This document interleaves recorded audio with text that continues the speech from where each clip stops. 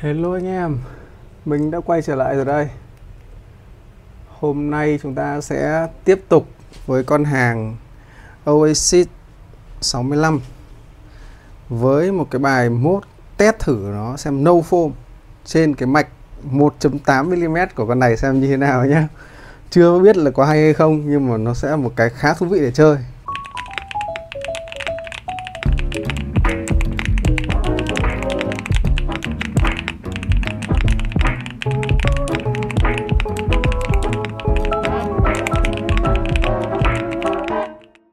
Rồi ok, bây giờ chúng ta sẽ cùng nhau bắt đầu vào cái bài Em Yêu Khoa Học ngày hôm nay.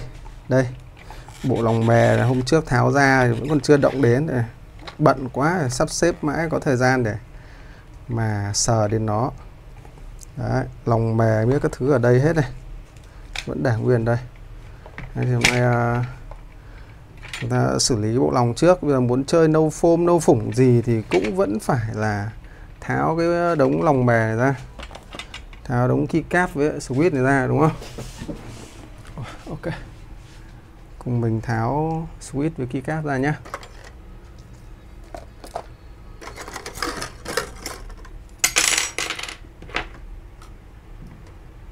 Hôm nay mình set up một cái góc quay nó mới, không biết là anh em thấy thế nào, nhìn nó có ok hơn góc quay cũ không.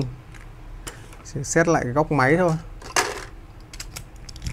Được có cái nhổ keycap với switch từ cái ngày mà làm con Kimu ấy. Bây giờ sướng nhất là người ta cho cái này, tháo keycap với switch nó đỡ cực anh em ạ, nhanh hơn bao nhiêu. Plate PC trên con này là cũng có flex cut nhá. Này mà chơi no foam hoàn toàn thì sợ nó sẽ âm nó có thoát đi không ta. Thì nữa cứ thử mới biết được, mà có lẽ là mình sẽ bịt lại trước, tại vì mình thấy là nó flex cut tương đối nhiều đấy.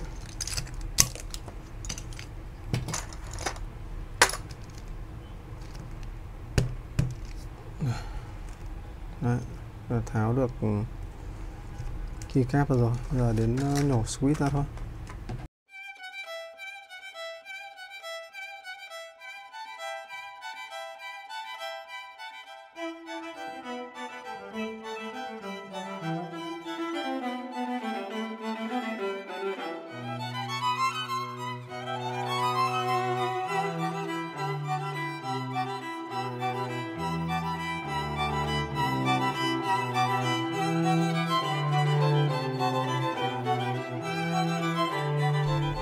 Bây giờ nó chỉ có một cái chốt này, con này nó có một cái chốt để chốt cái plate với lại cái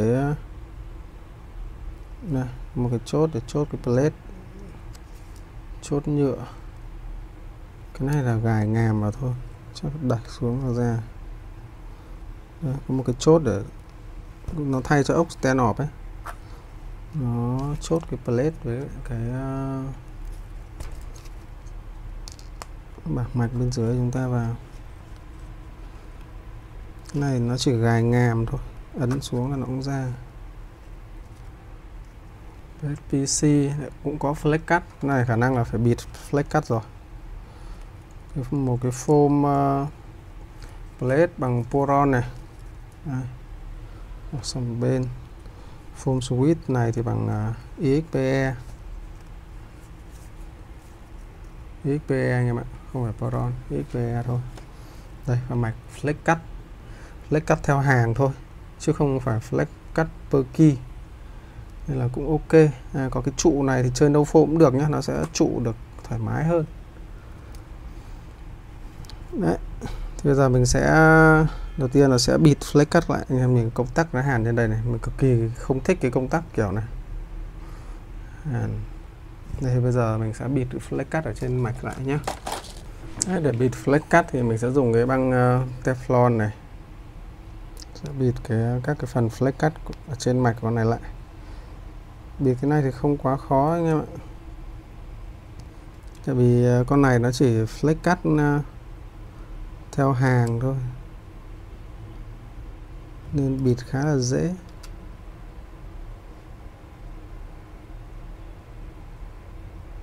không gì khó khăn cả.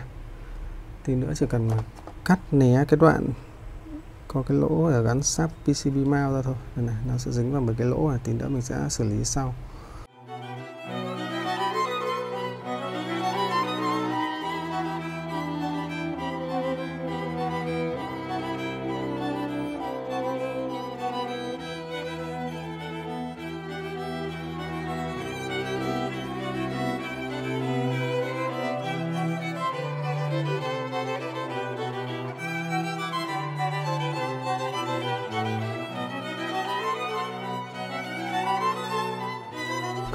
Và bịt xong flex cắt ở trên PCB rồi.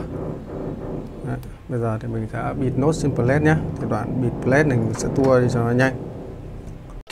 2000 years later. Đấy, như vậy là bịt xong trên cả plate đây. Ok chưa anh em? Đấy, thì hôm nay là chơi một con phím hỗ trợ Start PCB mount thì mình cũng phải chơi Start PCB mount nữa chứ, đúng không? Đây thì mình có sẵn một cái bộ Start PCB mount lỏ lỏ này của mình đây. Mình quên mất tên bộ này là gì mà. Bộ MLV2 sao nhỉ? Tôi không nhớ tên lắm. Đấy. Cũng là dùng lâu quá rồi.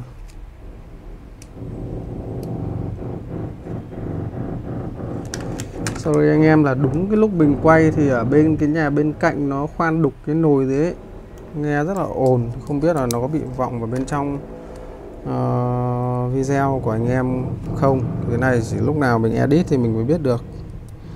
Mạch con này là mạch 1.8 nên là lắp Start PCB mount thoải mái nhé, không phải lo lắng ở cái khoản là nhiều con mạch 1.2 thì anh em phải dùng cả cái simmer. Mạch 1.8 như thế này á, thì không bao giờ lo lắng là start của chúng ta bị lỏng, ốc vặn thoải mái.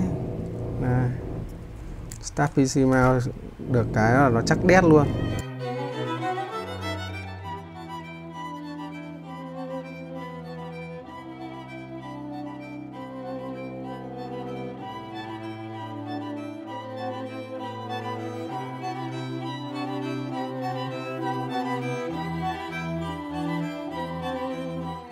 Đấy, ok, gắn start xong rồi. Đấy, nó chắc đét luôn, cố định vào mạch mà anh em.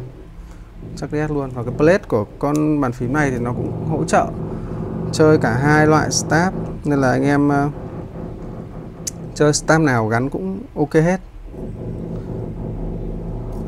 Chơi thể loại start nào thì anh em cũng vẫn gắn lên được. Đây này, không phải mài.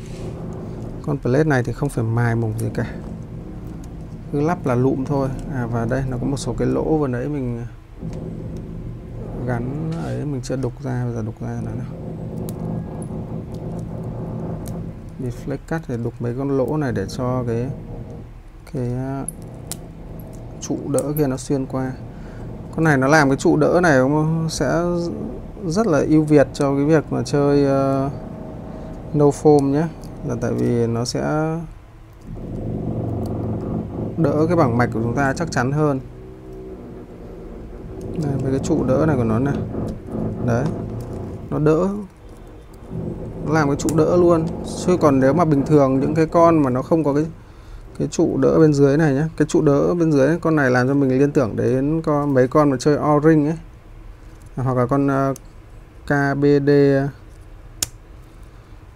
hôm trước mình làm đấy, Tofu đấy, con Tofu FA đấy, thì nó những cái trụ đỡ này thì nếu mà không có mấy cái trụ đỡ này nhá, mà anh em chơi no foam ấy thì phải dùng đến một cái này để gài vào, để mà đỡ khi mà gắn switch cho nó đỡ nhún, đúng không? Nhưng có mấy trụ này nó sẽ ok hơn. Rồi ok, thì chúng ta lại chơi đã no foam thì cứ build thử những con to mồm một chút để cho nó đỡ tịt. Lại HMX Sunset thôi anh em ạ.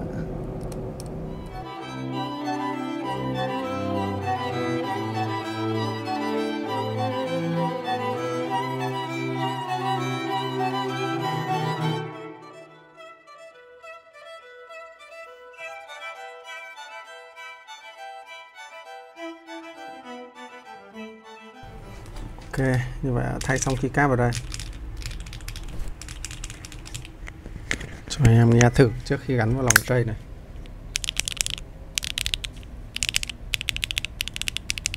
Trước khi gắn vào lòng cây thì nghe cũng ra gì đấy.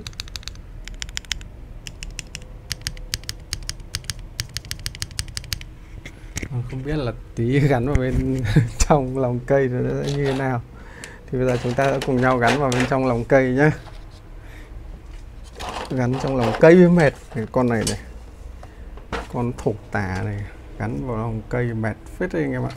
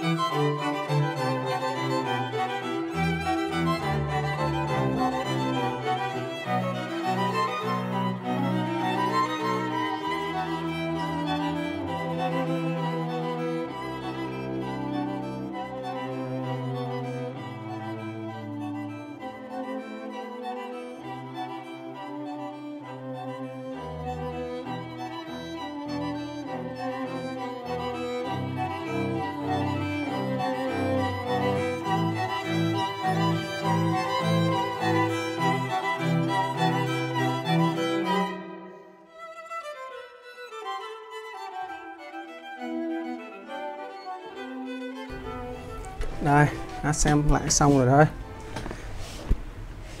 Bây giờ sẽ cho anh em nghe thử sao test nhé, xem như nào.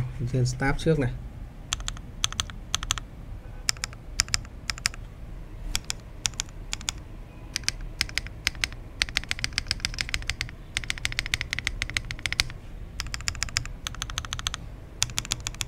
Ok, những âm này,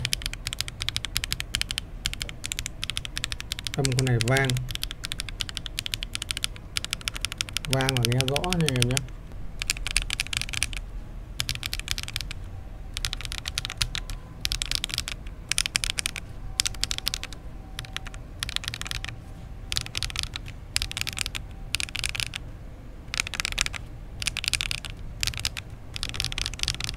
Ok thì xin hai cái âm start nghe nó hơi nhỏ nên là mình đã thay sang V2U rồi, để sau đó sao test cho anh em xem nhé. Kể cả nó có hơi vang thật đấy nhưng mà mình nghĩ là vẫn chấp nhận được. Con này được cái là cái anh em nhìn là các cái viền nó dày ấy, nên hàng alpha nó sẽ tụt vào giữa, nên là bao giờ âm của hàng alpha nghe nó cũng sẽ đều hơn. Nhất trên các con 65% này, thường thì ở phần các cái hàng ngoài cùng ấy thì nó sẽ hơi rỗng, nhưng mà con này thì các hàng khá là đều. Ok, giờ chúng đang nghe sao test nhé.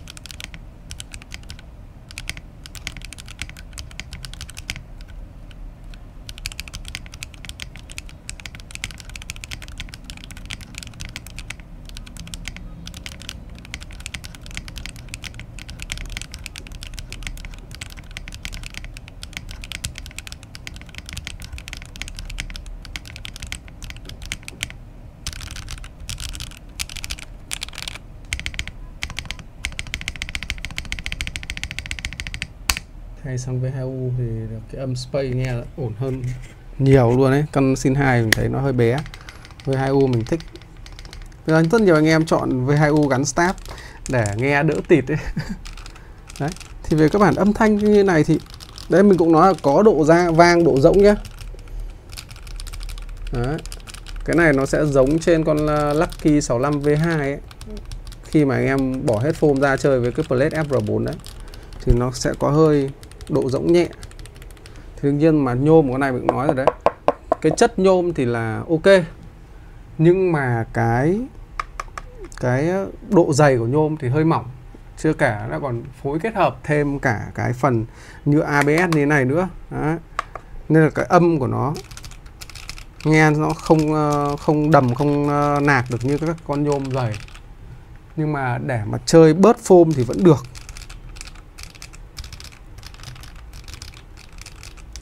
Nhà con này mình nghĩ là mình sẽ, nếu mà chơi thì nên đóng một tí phôm cây vào nghe sẽ ok hơn. Thì tí nữa sẽ test đóng thêm phôm cây. Hôm nay còn phải thêm một cái bài test nữa. Đấy chính là test thử cái keycap GZ này xem như thế nào. Thì hôm trước vừa mới nhá hàng rồi, hôm nay sẽ sâu bộ GZ cho anh em xem nhé. Đây, bộ GZ này thì mình thấy một cái là đóng hộp nó rất là đẹp rồi. Đóng hộp rất đẹp. Khay nào ra khay đấy này, 3 khay nhá. 3 khay. Bộ mình ở đây là bộ màu trà sữa Thái. Đây, 3 khay nhá, đóng trong khay riêng biệt mà ép như này. Thấy chưa? Rất xịn luôn mà đủ layout cho anh em chơi. Mà bây giờ nó cứ loanh quanh tầm 250 bộ này thì quá ngon rồi. Đây, anh em có thể nhìn này. Đấy. 3 khay riêng biệt, full layout cho anh em chơi luôn. Layout nào cũng có. Bây giờ bóc ra để cho anh em xem cái chất lượng keycap nhé. Về cái phần phông chữ thì mình thấy là so với iPhone hoặc là Daje này thì nó dùng chung cái phông. Nhưng mà cái keycap của GZ này mình thấy là nó, cái phông chữ nó mảnh hơn. Đây, có thể so sánh giữa hai bộ keycap. Cái Daje này thì mình thấy là nó chính iPhone Daje này nó giống như là một luôn nhé. Đấy. Cái đổ khuôn double shot đằng sau thì cái Daje nó sẽ là cái khuôn 2 tầng, chứ nó không đổ full đều bằng nhau mà nó sẽ là thành 2 tầng. Anh em này nhìn thấy này, nó 2 tầng. Lớp bên trong sẽ, phần double shot bên trong nó sẽ thấp hơn so với lại cái phần viền ở bên ngoài. Còn cái iPhone mới hoặc là cái GZ này sẽ là đổ full. Đấy. Còn profile đều cherry rồi, nhưng mà phông chữ thì anh em cũng nhìn thấy này, GZ nó mảnh hơn, nó mảnh hơn, gọn hơn. Thì đấy tùy gu anh em thôi. Rất nhiều anh em thích cái phông chữ nó mảnh, nó gọn như thế này nhá. Còn độ dày đấy mình sẽ đo cho anh em thấy xem độ dày này. Bọn GZ này mình thấy nó mỏng hơn. Đây như kiểu iPhone mình sẽ đo iPhone hoặc là Daje thế là 1,6 mm. Đấy. Còn GZ này nó sẽ mỏng hơn một chút, 1,4 mm. Đấy. Daje nó sẽ là 1,6 đấy. Đấy thì cái GZ nó sẽ mỏng hơn một chút thôi. Thì mình thấy như thế vẫn là ok này. Và mỏng như này thì nó sẽ cho thiên hướng âm nó đanh hơn một chút so với cái keycap dày. Càng dày thì âm nó càng đục. Đấy, và cái ký tự đấy khác biệt nó là như vậy.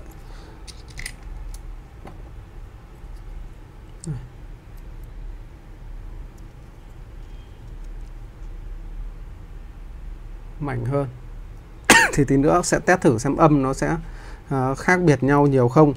Còn nguyên trong phần đóng hộp nhá, mình thấy rất ưng cái bọn GZ này, đóng hộp rất ok. Ok hơn cả Daje. Daje chúng ta chỉ là những cái hộp, cái khay kiểu như thế này. Khay chia từng ô như này đúng không? Đấy thì chia từng ô như này thì để vào rất gọn, không xê dịch, cũng có cái nắp đậy này rồi. Nhưng mà mình khi mà nhấc lên nó sẽ khó hơn là so với việc là đóng cái khay mà có cái phần lõm lỗ như này này.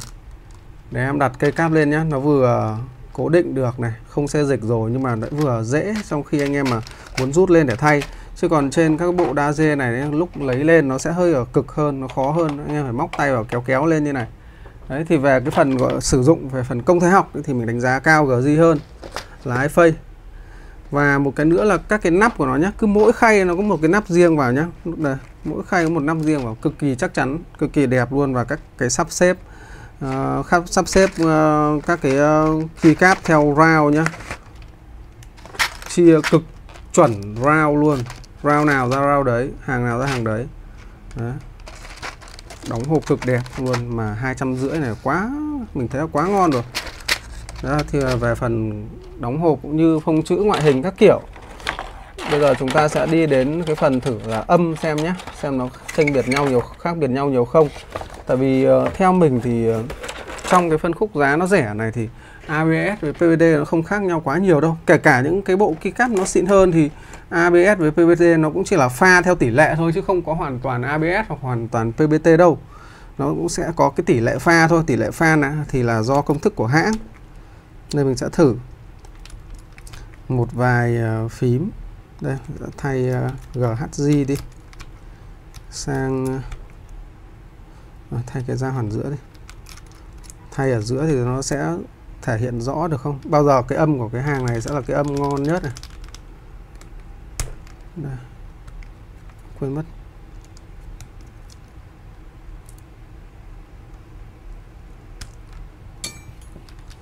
Đây, DFG nhé. Mình sẽ thay HJK.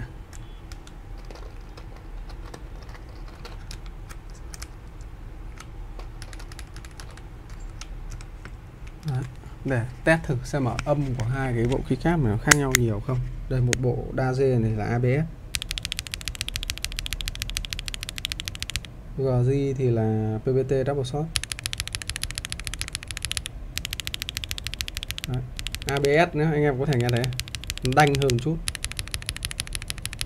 PVT thì nó đã trầm hơn một chút.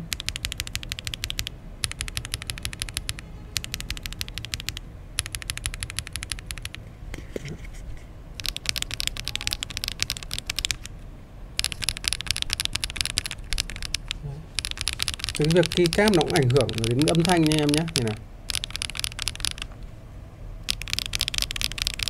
Đương nhiên là cái sự chênh lệch nó không quá nhiều giữa hai bộ keycap này đâu. Nhưng mà anh em nếu mà nghe lâu nghe quen thì có thể thấy rõ là bộ DAZ bằng ABS double shot nó sẽ đanh hơn một chút. Đấy, cái này sẽ đục hơn, nó trầm hơn một chút.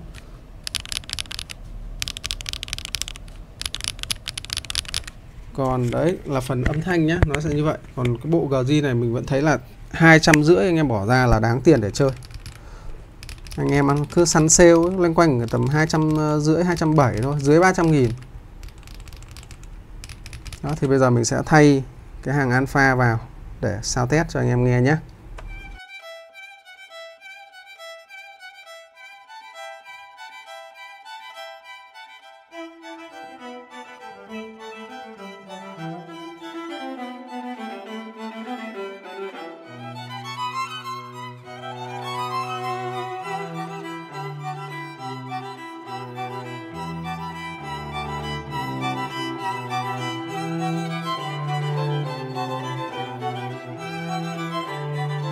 Đầu mình định chỉ thử thay nguyên hàng alpha thôi, nhưng mà thôi, thay cả lên, mau lên phím nhìn cho đồng bộ, cho đẹp, với thể hiện được cái độ đẹp của bộ keycap này. Đây, thay xong rồi đây. Em nhìn thấy này, màu nó rất là ok nha, màu nhớ BVT nhưng con này màu rất ổn. Đấy. Và nhất là cái keycap trên một cái cây màu kem như thế này thì cũng rất dễ chơi keycap.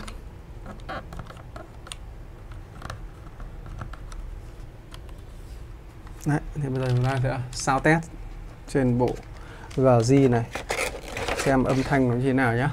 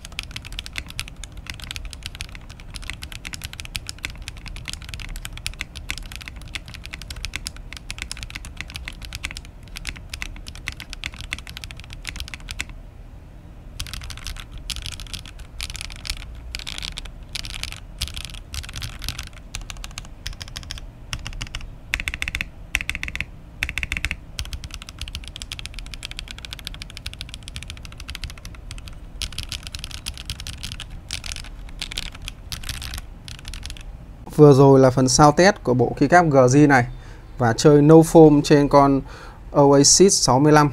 Thì không biết là anh em có cảm thấy giống mình không? Mình lại cảm giác là âm trên bộ GZ này nghe nó lại hợp hơn chứ nhỉ? Có thể là PVT hợp, keycap PVT nó lại hợp với cái âm trên Blade PC này hơn thì phải. Âm ở trên khi mà lắp bộ GZ này vào nhé, nghe nó clean hơn nhé, nó sạch hơn, nó đỡ vang hơn.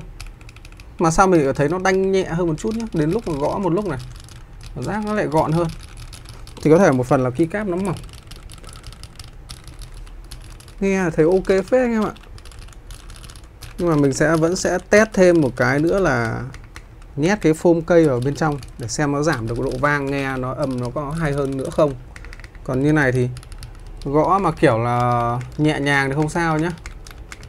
Nhưng mà anh em nào gõ mạnh tay một tí, kiểu tay trâu một tí, gõ mạnh một tí thì vẫn nghe thấy có độ rỗng ở bên trong lòng cây. Nhưng mà cái độ rỗng này mình cũng vẫn khẳng định với anh em là chơi mấy con phím xịn thì mình không biết, nhưng mấy con phím mà mình từng chơi no foam ở phân khúc giá lên quanh dưới 2 triệu, 2 triệu tầm này thì nó đều có nhé. Không có nào mà bảo là không có độ rỗng đâu, vẫn có, ít nhiều vẫn sẽ có. Và cái độ rỗng vang này là chấp nhận được. Và chưa kể với cái giá trị của con phím như này thì mình cũng thấy là chấp nhận được, chơi được anh em ạ. Con này cũng đáng để cho anh em chơi thử đấy. Thì bây giờ mình test nốt cái bài mình nhét thêm cái foam cây vào đây xem thế nào. Đến cả Transition Line kia cũng vẫn phải nhét tí foam cây vào, mà làm sao bỏ được hoàn toàn đâu. Con này là ok lắm rồi. Độ nhún của nó thì cũng vừa phải nhá. Đấy thì anh em do cái kết cấu của nó kìa. Xong rồi mạch của nó có flex cut, nhưng mà mạch 1.8 flex cut theo hàng thôi. Ok, bây giờ mình sẽ nhét cái foam cây vào để xem có đã ra một cái âm thanh mình ưng ý nhất chưa. Như này thì vẫn có hơi độ rỗng nhẹ ở các hàng trên này. Hàng trên này mặc dù hai thành nó dày vậy nhá, mà vẫn có độ rỗng nhẹ hơn so với phần dưới. Phần dưới thì rỗng ít, nhưng phần trên này nghe rỗng hơn hẳn so với hàng alpha. Ok.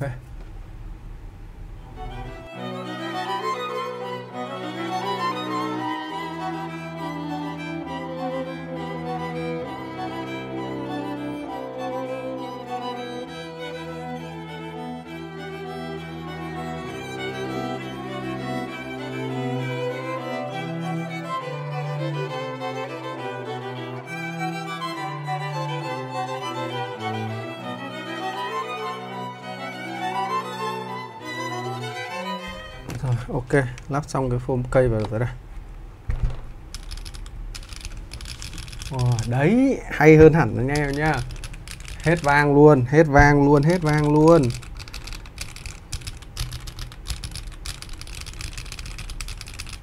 Đó, hết vang luôn. Ok rồi đấy. Con này thì anh em mà chơi thì cứ đóng foam cây vào mà chơi anh em ạ. Alpha con này rất đều nhé.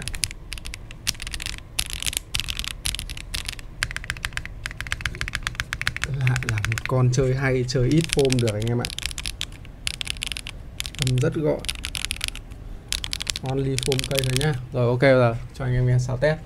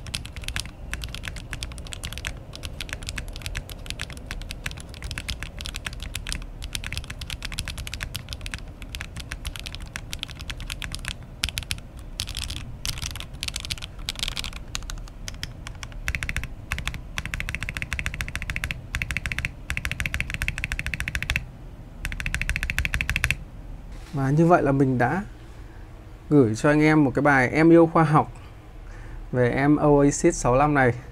Đấy, test no foam rồi thì test thêm cả thêm foam cây thì mình nhận thấy đấy, thêm cái foam cây vào nghe và là ok nhất.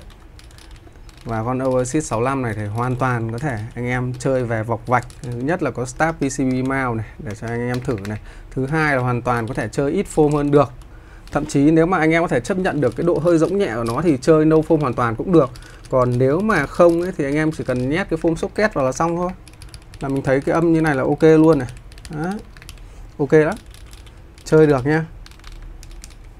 Nên là anh em nào mà đợt vừa rồi vừa mới tạch kèo Mel M75 để vọc vạch ấy thì chơi em này được. Em này nó chỉ có thiệt thôi cái nó không có thêm cái stab thêm cái plate alu để cho anh em chơi thôi. Thì anh em nếu muốn chơi phải tự đi cắt ngoài thì nó sẽ phức tạp hơn. Nhưng mà plate PC trên con này chơi mình thấy là ok rồi.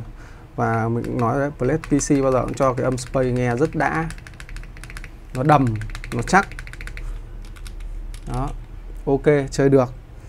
Đấy, và tí nữa thì mình sẽ bonus cho anh em thêm một cái phần sound test khi mà mình thêm foam cây vào với bộ keycap Daze, tức là một bộ ABS double shot nữa để cho anh em trước khi kết thúc video.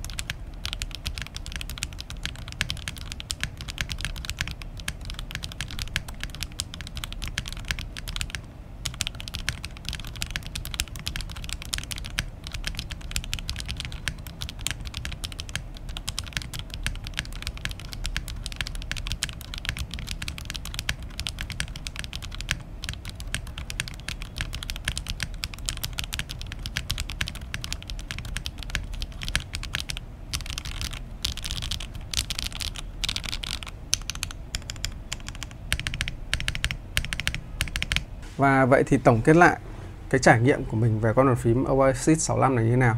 Nó là một cái trải nghiệm rất tốt đối với mình. Thứ nhất là chúng ta sẽ có một con bàn phím thiết kế đối với mình thì là đẹp. Đẹp nhá. Đối với mình thì nó là đẹp. Có rất nhiều thứ nhìn nó khác biệt với cái phần còn lại. Những con bàn phím loanh quanh 1 triệu bây giờ thì nó sẽ không có những cái thiết kế kiểu như thế này. Nên là mình cũng đã từng nói đấy, mình rất mong là phím nó down giá xuống đến tầm này thì anh em có nhiều lựa chọn, có nhiều cái trải nghiệm hơn với cái giá nó ok hơn. Những anh em kiểu hệ nghèo như mình ấy là không có tiền chơi phím xịn, nên là chơi những con phím cỏ thì rất mong là những con phím giá ở phân khúc cao hơn nó down xuống tầm này thì anh em có những cái con phím nó thiết kế nó ấn tượng như này, chơi ok như thế này. Và thiết kế thì rất là ok nhé. Và thứ hai là cũng có rất nhiều thứ để cho anh em có thể trải nghiệm. Stab PC mount rồi thì bỏ bớt foam đi, và mình rất ấn tượng với cái mạch của nó, mạch 1.8. Mình chưa bao giờ thấy con mạch nào nó dày như vậy. Trong tất cả các con phím mình chơi từ trước giờ thì con này là có con mạch dày nhất mà mình từng chơi đấy. Rất ổn. Và một cái nữa, trong clip này mình cũng đã được gửi đến cho anh em cái tò mò của anh em. Rất nhiều anh em yêu cầu mình là bảo anh thử cái bộ GZ đợt này hot. Đấy thì mình cũng gửi đến anh em rồi một cái đánh giá rất chi tiết về bộ keycap GZ này rồi. Thì không biết là ý kiến cá nhân của mọi người thế nào, mọi người thấy là những cái quan điểm mình trong video này nó có phù hợp với mọi người không, có đúng ý của mọi người không, thì cứ comment bên dưới. Không cần thiết phải đồng tình với mình, mọi người hoàn toàn có thể comment bên dưới để chúng ta cùng nhau thảo luận. Đấy, để biết được cái gu chơi của nhau như thế nào. Và vẫn lưu ý một điều nhé, là anh em bây giờ là mọi người cũng trưởng thành cả rồi, chơi phím thì cũng kể cả những người xem mình đa phần. Và mình vẫn muốn lưu ý một điều là anh em bàn luận, tranh luận ở trong cái mức độ vừa phải, gọi là giao lưu chia sẻ với nhau thôi, chứ cũng không nên toxic quá làm gì. Tại vì dù sao thì phím custom nó là về phần tính cá nhân hóa cao, nên là sẽ không có một cái gu nào là chuẩn, gu nào là xịn cả. Mà hãy chơi theo cái sở thích cá nhân của chính mình, cá nhân hóa con phím theo cái nhu cầu của chính mình. để được một con phím ưng ý nhất, chứ không có con phím nào là hay nhất, hoàn hảo nhất cả. Đối với mình chỉ có con phím mà hoàn hảo nhất, tức là con phím đáp ứng được nhu cầu của mình nhiều nhất trong cái khoảng thời gian đó nhé. Tại vì gu nó cũng thay đổi theo thời gian. Trong cái khoảng thời gian đó, con phím đấy nó mang lại đầy đủ tất cả những cái nhu cầu của mình trong khoảng thời gian đó, thì đấy là một con phím hoàn hảo nhất trong cái thời gian đó đối với mình. Còn đối với mọi người thì mình nghĩ có lẽ cũng như vậy thôi. Và thôi, một lần nữa cảm ơn mọi người rất nhiều vì đã luôn quan tâm theo dõi và ủng hộ mình.